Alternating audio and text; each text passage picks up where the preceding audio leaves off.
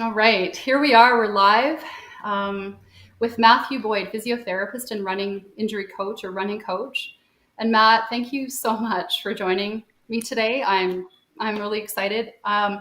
We're coming into the spring. Actually, we're fully into the spring, and the snow is gone. And I know there's just runners out there everywhere on the trails, and people are prepping. There's races coming up already, and it's the big question, is running through pain okay? Something I really want to kind of tackle today. Yep. And I know that there's a number of people maybe tuning in here on our different platforms, and I really want them to get to know who you are first, so that it can kind of allow them to know, kind of your background a little bit, not only in running, but also in physiotherapy. So just kind of let us know who you are. Okay. Well, I'm Matthew. I also go by Matt. I'm from England, as people can tell. I married a Canadian. I've been here about 6 or 7 years, and I'm lived here for 3 years. And I'm a physiotherapist. I have been since like 2005. Probably in the last, I'm not sure exactly, maybe 5 to 10 years, I took a special interest in running injuries and just sort of took a deep dive into what goes on with running injuries. Why do we get them? How do we get them better? How do we avoid them? And that was principally due to my own injury troubles. So I decided when I took up running about 10 years ago to make my first race a marathon. And that's a really dumb thing to do. And I got myself injured many, many times in many, many places. And, I just kind of hit the books. I started researching. I started reading randomized controlled trials and other such peer-reviewed stuff to try and figure out, what do we actually know about running and running injuries and try and separate the scientifically backed information from the more just kind of opinion based material out there. And I just really enjoyed it. So I dug into it. About sometime last year I decided that, because a lot of the running work I was doing with injured runners was involving prepping them for races. So it wasn't so much I want this thing to not hurt anymore, because they know how to get it to not hurt. They just stop running. But they're like, I want to be able to do my marathon, my half marathon, my 10K, whatever it is. So then I would spend a lot of time with them on their training program and adjusting it for their injury, but trying to still get them fit enough. So that's why I decided to do, a running coaching certification, because I wanted to learn a little more formally the process of building up someone's fitness sufficient for the goal race and improving different aspects of their fitness. So then I could reconcile that with the injury problem that they were having and hopefully provide a better solution. And yeah, I really enjoy it. I'm a bit of a geek, so I started writing blogs about it. Last year-ish, I got into podcasting and making videos about it as well. So it's a thing I like reading about, learning about, and helping people with. And that's me in running. Okay. Well, I'm sure that, if we were to sit here and list out all the things that a runner could deal with, it, like you said already, like the list is long. Everything can almost give you grief. Years ago, I used to run a lot more. I don't actually run anymore, but I even had an issue with my neck, and as I would run, it would tighten and tighten, and my shoulder would ache, and it would shoot pain down my arm. And it's just a lot of times people really equate a running injury, I think, to like lower extremity stuff. But let's maybe kind of cut to the chase here a little bit. So some of the questions that I think people will be like, hey, I want to see Matt, for, to help me with this problem. And we see people like, yeah, this problem, the pain before that, I go for a run, but it goes away. Do you think, I should get a running assessment? Or I'll have people that'll have an injury, but they don't think it's an injury. It's just like, hey, you know what? I always have pain when I run. Is it an injury or is it just pain? Like there's this huge question. So it's not really a question more so than, Matt, like just kind of talk to us a little bit about this idea of pain itself. Well, if you think of pain, it is very often associated with damage. So we think if an area is painful, it's damaged in some way, it's causing damage, and therefore I should stop doing that because I don't want to damage, let's say, my shin that is hurting. If you run for any length of time, you quickly start to challenge that, even if you're not necessarily realizing it, because things do hurt. Like I ran home tonight from work and my ankle was really quite sore and I had to limp. I had to walk for a little while.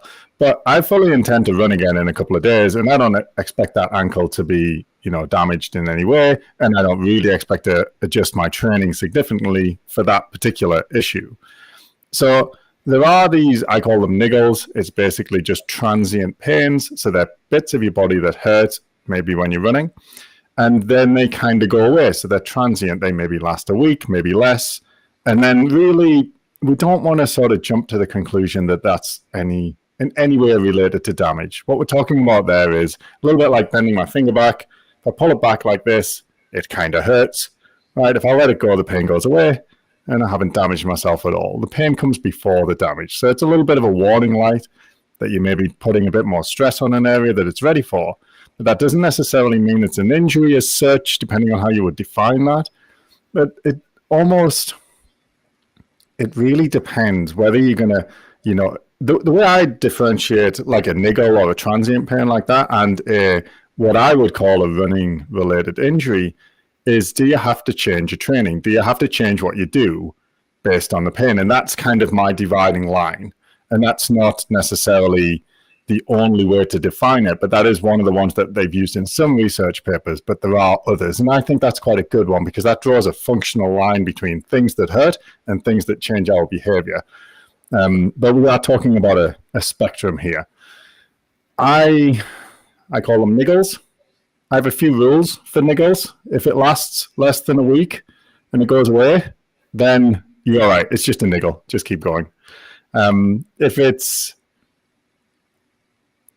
making you limp, even if it's been less than a week, that's enough for me to think, okay, you got to go get that looked at, because that's a little bit more painful. It's actually affecting your function now. It's making you walk differently. And I can see you have a question there, so I'm going to let you ask it. Well, no, sorry, I don't mean to I was just trying to watch here to see if we have people with questions as well. So I'm trying to look, but so, you know what, honestly, just go ahead. I broke your train of thought. Well, I guess I was trying to outline the difference between the aches and pains that you will get with running and injuries that you should really get looked at. And it is a good idea to get things looked at sooner rather than later if you do have an injury. So how do you determine if you should go get it looked at by, a physio or athletic therapist, chiropractor, or someone else? Those two things. Did it last longer than a week? Get it looked at.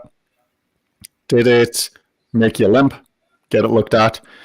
Does it hurt at rest? So does it hurt when you're not doing anything? That is a big one. You need to get that looked at because that might mean that it's not even like a running related injury. It might be a more serious pathology and you really should have that checked immediately. And then the last one would be if you've had it before. So if Mel has knee pain when she runs a couple of years in a row and then it gets better and you're good for a few years, and then this year, when you start running, the knee starts hurting, go and get it looked at straight away. Because the best predictor of running injuries is previous running injuries.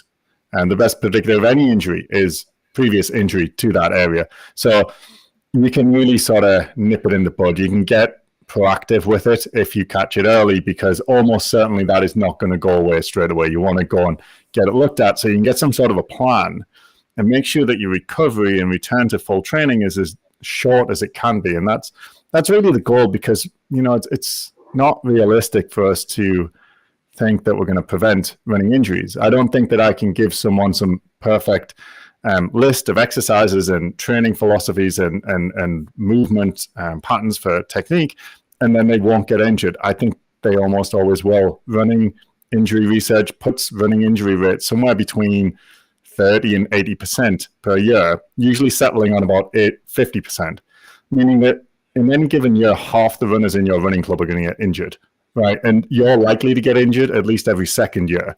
Running injuries are incredibly prevalent. So really, we're looking at managing them as well as we can, catching them early and preventing them from really derailing your whole season or ruining your training plan or, like I said, just having a big effect on your ultimate goal, which is usually something related to running, either, health and fitness, or a particular race or something like that. And the injuries get in the way, and we can minimize their impact, even if we can't entirely prevent them.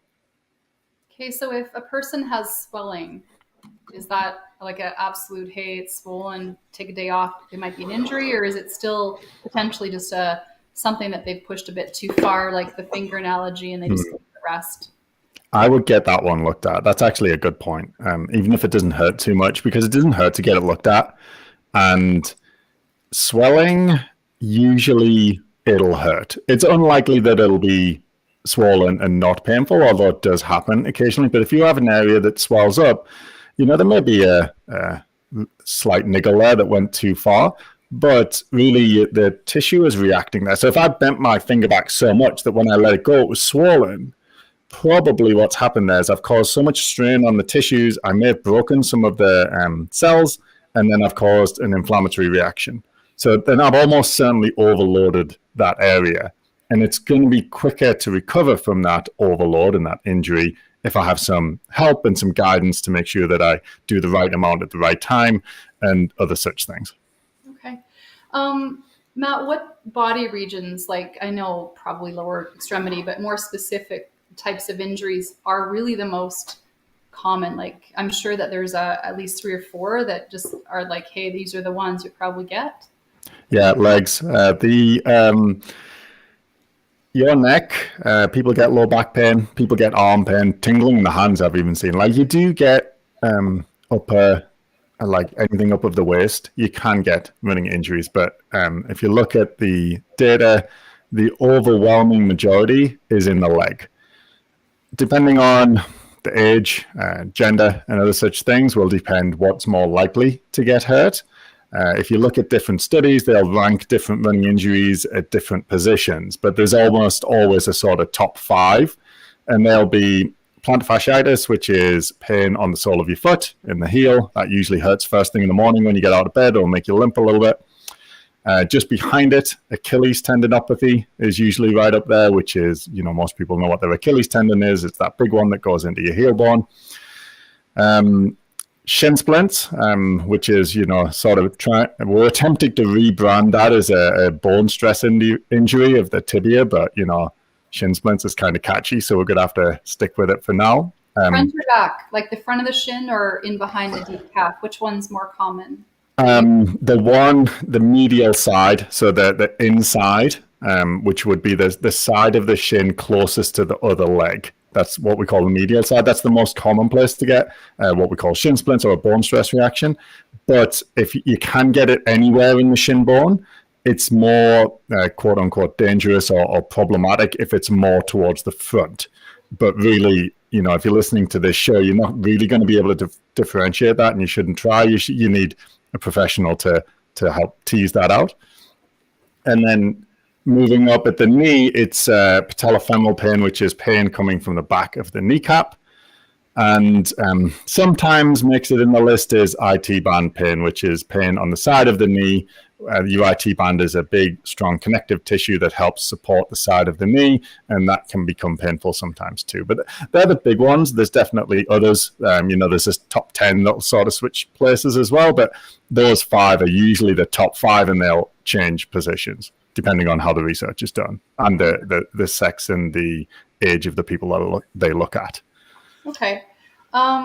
So in terms of some of these then, like, or you can talk general, what about rest, and how does that play into all of this? It's a tricky one, but I'm going to, as a bold statement, I'd say rest is almost never necessary and usually quite unhelpful. And if we think about what a running related injury is, all of the injuries I just mentioned there are repetitive stress injuries. And any repetitive stress injury, what you're talking about is the tissue in question, be it the shin or the back of the kneecap or the plantar fascia. You place more stress on that tissue in a given time period than it's able to adapt to. Okay? When we train, the reason some people can run 100 kilometers plus per week is because they built that volume of running up over time. They did that maybe over 10 or 15 years. And what they did was repeatedly slightly damage those tissues, and then the body sees that damage and decides to build it back stronger than it was previously. That's the training response. This is adaptation. We all intuitively know this, that our bodies get tougher if we stress them, but if we don't stress them too much. What happens with a running related injury is that one of those tissues is being stressed more or more quickly than it can adapt to. If you remove the stress entirely, so you take running away for a period of time, let's say 4 weeks, you rest your shin because it hurts, what's going to happen then, the first few days or week, it'll calm down and now it won't be painful anymore. The next 3 or 4 weeks, however long you rest for, there is no stimulus asking that shin bone to adapt anymore. So what it's going to do, the body is like, well, I'm not going to waste energy making the shin bone tougher and stronger and more resilient and increasing its bone density if it doesn't seem to need it. I'm going to put those energy stores, those calories elsewhere. So removing running entirely or resting for long periods can be very counterproductive, and we do see this quite a bit where people will have quite a bad injury and they'll take a long time off. Sometimes it's under their own direction, sometimes it's under the advice of a health professional that maybe hasn't followed them up as frequently as they could have. And then they might take, I've seen people take 6 months, 9 months, literally waiting for things to get better. And when they stop hurting, let's say it's the shin again, they stop hurting because they don't run for a couple of months, which of course it doesn't hurt because you're not running. And then you go back and you try and run, your shin is weak. So it starts hurting again, probably sooner than it used to. And the research backs this up, particularly on things like shin pain, Achilles pain, patellofemoral pain on the back of the kneecap, that if these issues aren't addressed properly and you don't have professional help with a professional rehabilitation program to guide you back to the level of training that you want to go to, you will have recurrences year after year or every second year after every second year. They're very prone to recurring. And, this is part of the reason that those running injury statistics are so high and so discouraging, is because a lot of those injuries are previous injuries. In fact, most of them are, that haven't been rehabilitated correctly. That's my 2 cents on rest. So, but, No, I'll let you talk. Right, is that if someone has soreness, you're right. I think a lot of people out there that especially don't understand the physiological adaptation process to recovery are afraid, because it's not always pain. Like a bodybuilder goes to the gym and they do a bicep curl, let's just say, and then they get soreness in their bicep. Whereas a runner will go and run and they'll have soreness in it. Like, what's supposed to hurt when you run? Like, what are you supposed to be really working? And because it's an endurance sport, not one muscle group is really going to show up as like, hey, that was, you might be just stiff in the morning, but to have pain, really is okay, is what I'm hearing you say. And also maybe expected at times. And just a matter of the swelling, the lingering, the nighttime pain, all that stuff you said before. So I would add to that my big spiel about rest there is because that is the more common problem. The thing about rest is that if your shin or knee or whatever it is gets so painful, it will make you rest eventually. There's no way around it. So it's not like you're going to miss that. It's just going to force you to rest if you absolutely need to. And definitely under the guidance of a physio, athletic therapist, someone like that, I tell people to take a week off, take 2 weeks off. It's rare that I say longer than that. If we have a stress fracture, sometimes we'll do longer, maybe 4 or 6 weeks, maybe even non-weight bearing or in a boot. But, that is pretty much the top. And that's rare, right? That's not a super common injury. But you can train, right? Like doing other stuff. Yeah, definitely. Yeah. So, it sucks because they can't run, let's face it. But are you going to have a drink of your beer? Is that beer? Yeah. Well, cheers. Which way do I go for a cheers? This way. Oh, hang on. Where are you at? Right. That. We'll have to practice that one. I don't have beer. That's silly. I have rosé. All right. So, in terms of, goals and stuff like that, like, well, I've got this race. I'm ready May 24th. I want to run a 10K. Now you're telling me I need to take some time off, or I need to slow down for a couple weeks and change things. So how do I get back onto my training plan? And like, I'm going to run this race regardless. So are you going to tell me to cut my distance? Are you going to Yep. tell me I should run I should run, like, right? What? Oh, change of race. That depends. That depends. It's really hard to give a general answer to that, because it really is so individual. It depends on exactly how the pain is behaving, how far away from the race are we, and how much training do you already have under your belt. So sometimes we'll see people where they build their training up, which is usually the way it goes, to a sort of peak in terms of volume and intensity around 3 to 5 weeks prior to the race, depending on the program. And that's the peak time that injuries often come because their body is struggling to adapt to the increase in volume and intensity. Now, if they sort of hit that peak, they've gained most of the fitness at that point. If the injury that they sustain, let's say, stick with the shin, is only quite mild, they're not limping, they can run, but it hurts if they run too much, then we're thinking, okay, well, you're fit enough now. The main thing that might stop you completing this race is that your shin hurts. It's not your fitness. So if we can get that shin pain under control, then you'll probably do quite well.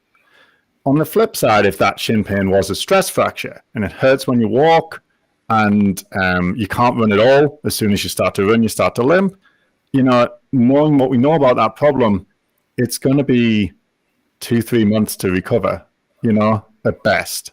So then we're not going to run, right? We're going to rule that out because we don't want to be disappointed 4 weeks later. So that same thing is very individual, and you can't make that decision really on your own if you have a proper injury. Okay, so a vague one there. What about endorphins, and how do they, like, if I'm running, and can they cause more of an injury versus just pain, like where I'm actually like hurting myself because I feel so good when I'm out running, and then all of a sudden I'm like, oh man, like, how did I not know I was actually causing an injury?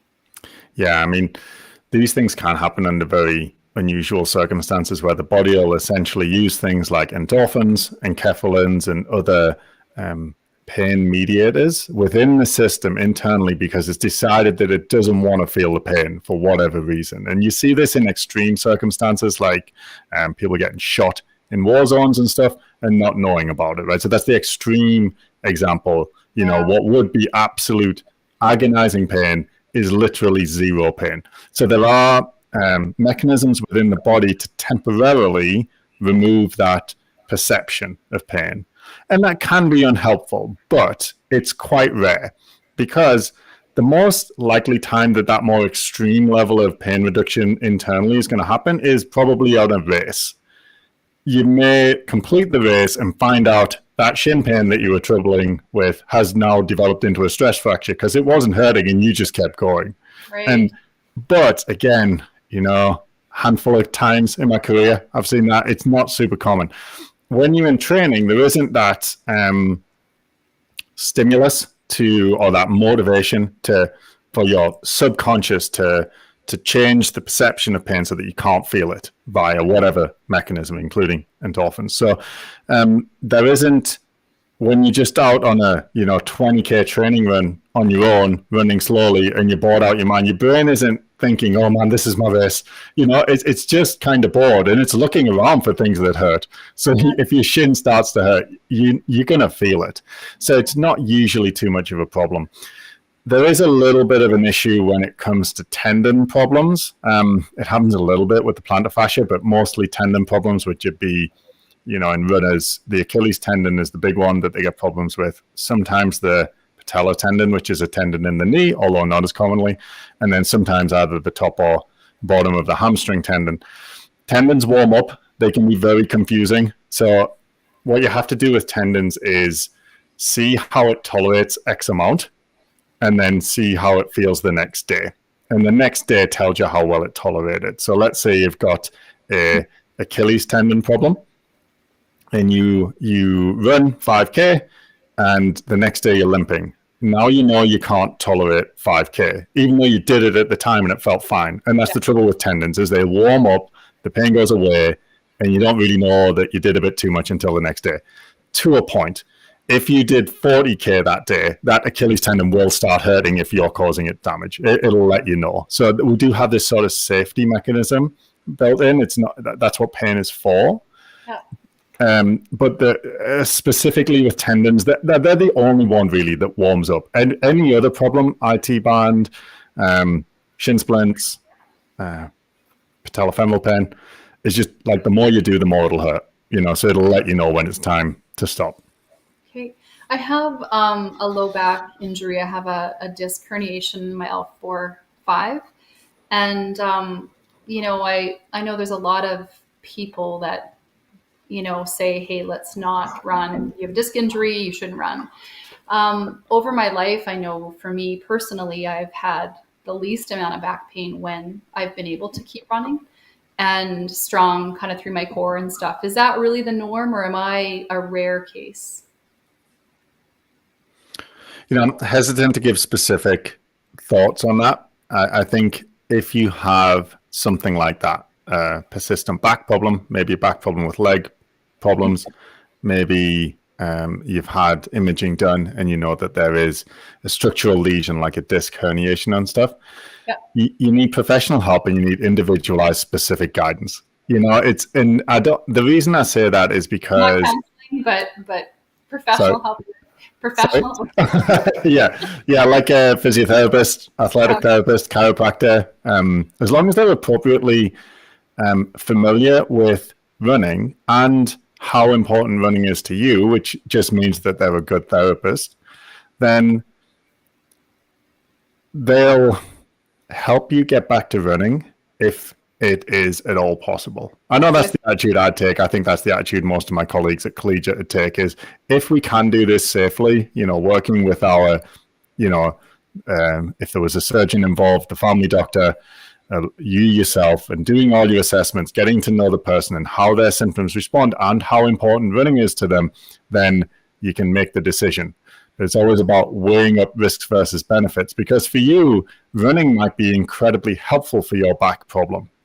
Another person with this exact same pathology, running might really provoke it. And then they've got to weigh up like the risks of, further aggravating that issue versus, how important running is to them and whether they can find other things that would give them the thing that running is giving them, whether it's general fitness, whether it's a social experience, whether it's a specific goal to work towards. Maybe they do have to to move over into something else, but again, quite rare.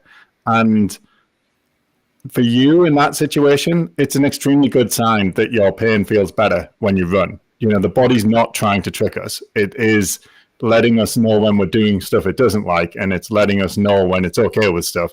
So I'm not going to say what you should and shouldn't do, but I'll say it is a very good sign. It's very positive. It's very encouraging. So it's not like if you had 100 runners that came to see you one at a time, different days, that it's just a no, you've got a disc injury, running's out.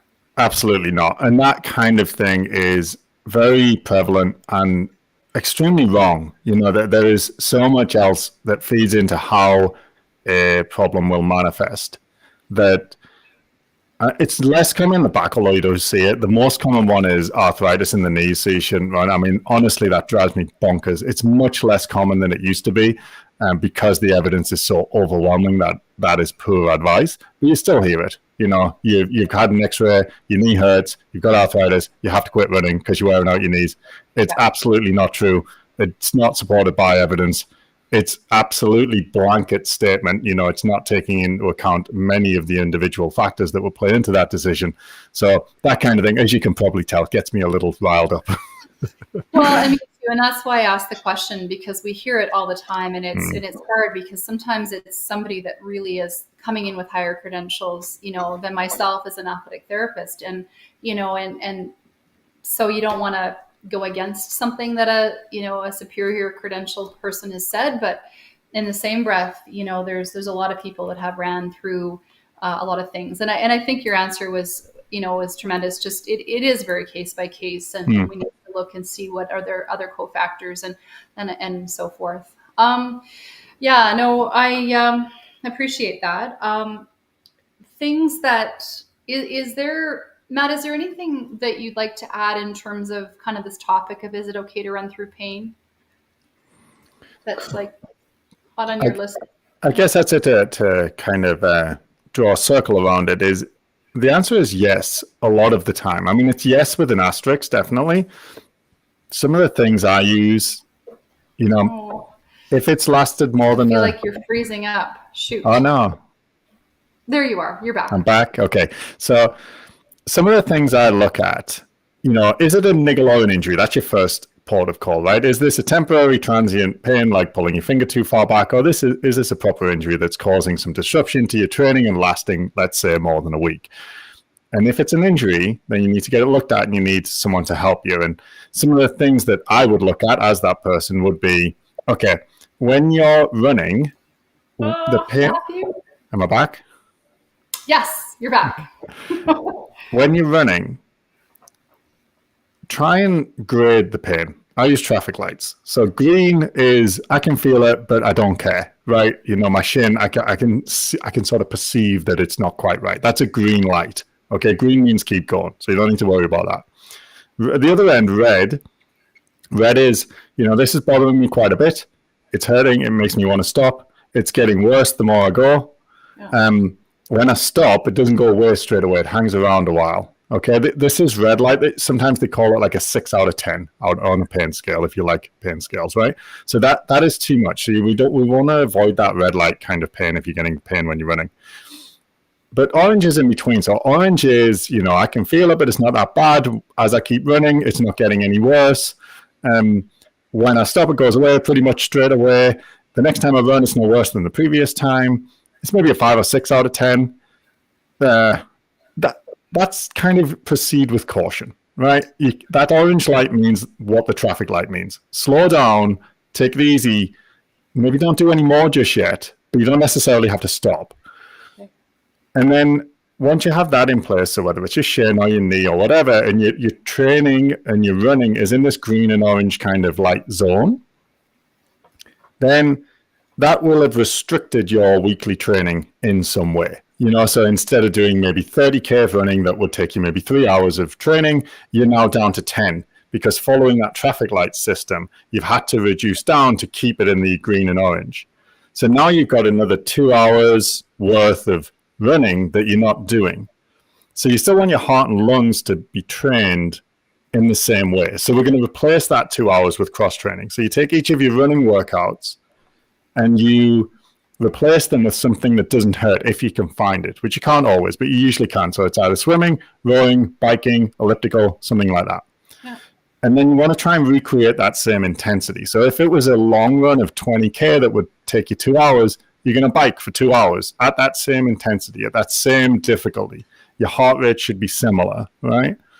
So that your training stimulus is replaced. And then as the weeks pass, and hopefully working with a professional, the knee, the shin, whatever it is, can tolerate more running, that's going to squeeze out the cross training again.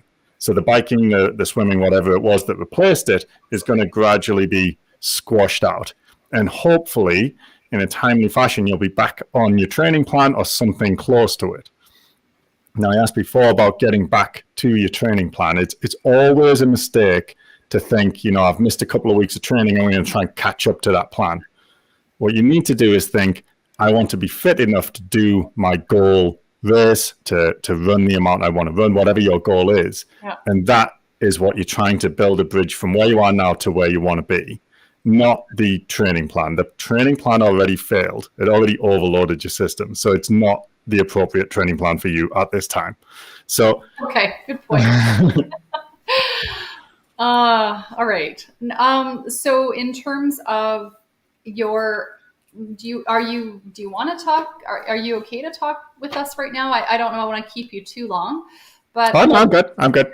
Your coaching opportunity, like I don't know, Matt. Like you're seeing athletes in the clinic, but you're also doing this other thing with running athletes, coaching. Can you describe that? What are you doing?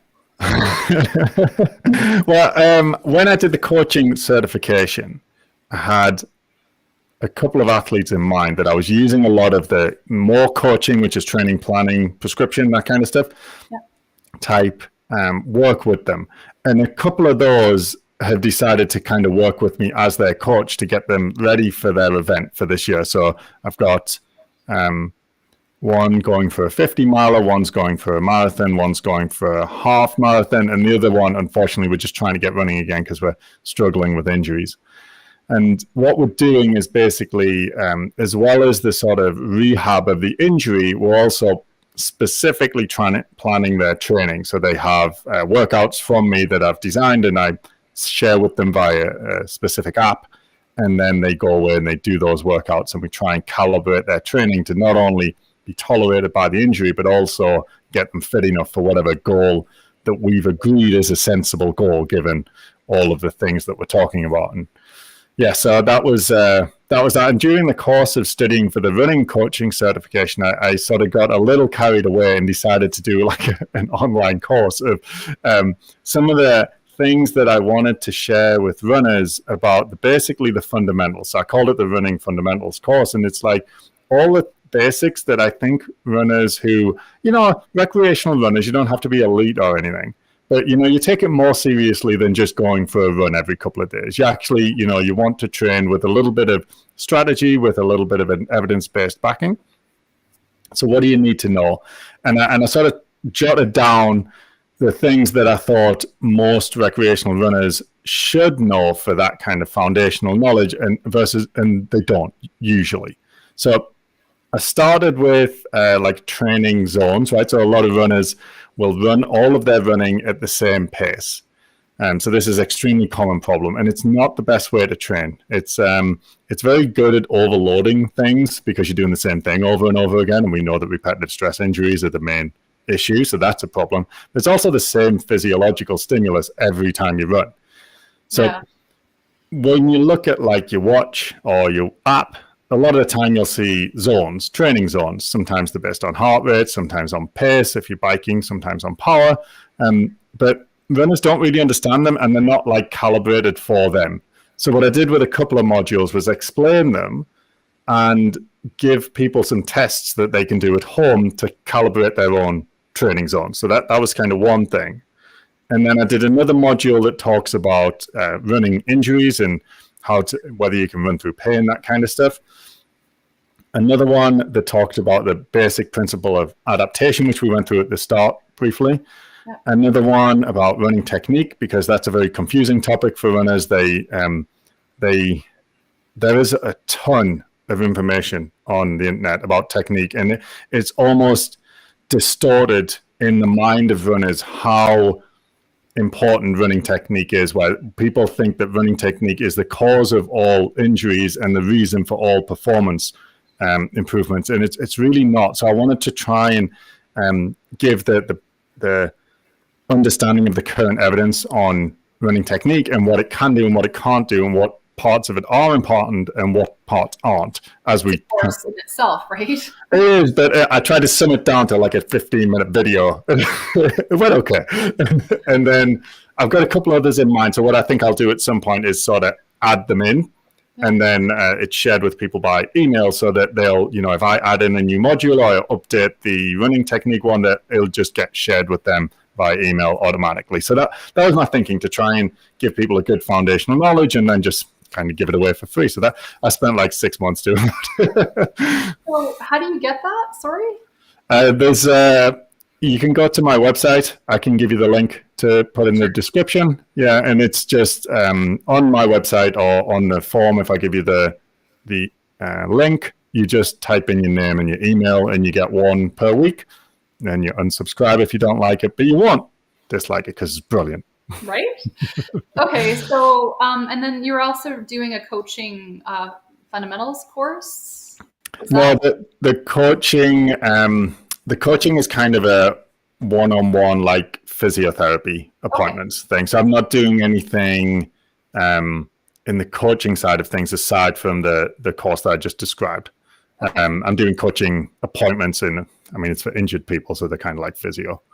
Okay. So if somebody wants to see you for that, and I'm not trying to do like the shameless plug here, but if people ask us, they want to know like, how do I get in to see Matt? So I think, so if somebody's looking for a running evaluation or something like that, then just call email, click the link? Like there's just lots of ways, I guess. Yeah, I would say just call, call Collegiate or visit the website and just book usually like a free consult, which is just a 15-minute chat with me. I can give you the link for that as well to put in the description. And that's a good place to start, because then we can decide, okay, what might you benefit from? Is it coaching, which would be like the sort of most intensive? Is it, just some injury rehabilitation, which is maybe the next down? Is it just some like looking at your running technique and your training habits, which is kind of just like a consultation? That's the next down. Or is it just, here's some free information off, blogs and videos that I've made, that might be helpful to you because everything's going great. So that, we can try and make sure that whatever is most helpful for people, if they just contact me either via email or booking a free consult, I can try and point them in the right direction. So if somebody's coming in from out of town to Red Deer for like one afternoon, we probably wouldn't want to book them a free consult, because then they're like, I only have one day. So you would probably call them in advance of that to chat a little bit to set up the right appointment, or? Yeah, I do try and do that. Like if I see free ones on the schedule, but also people can just book assessment appointments, and if they don't end up needing the full time, we can just change it to something else on the day. So if people, if people are like, I'm coming out of town, maybe try and give me a call in advance, and we can have a chat, rather than coming in for the first time we meet. Email, phone call, I'm always happy. I'd rather do a lot more of that up front. Try and make sure you're getting the services that you're after, so that when you do come in, we just get straight into the issue at hand. Cool. Awesome. Matt, I don't have any more questions on my list. Right? We got to go over here. Yeah. I think my video is like mirrored, so it's confusing me which way to move it. Cool. Well, I will maybe leave it at that. Thank you so much. And really excited. I'm hoping to try to get back into running on a small scale myself, but Well, you know what you should do? There's this course that it's really good. It's like one module a week for about 7 weeks. It'll teach you all about running and returning to running and such. You should check it out. It's good. Is that Matt Boyd Physio? That's the one. That's the one. Alrighty. Thanks, Matt. Have a great rest of your day. Thank you. Bye. Bye.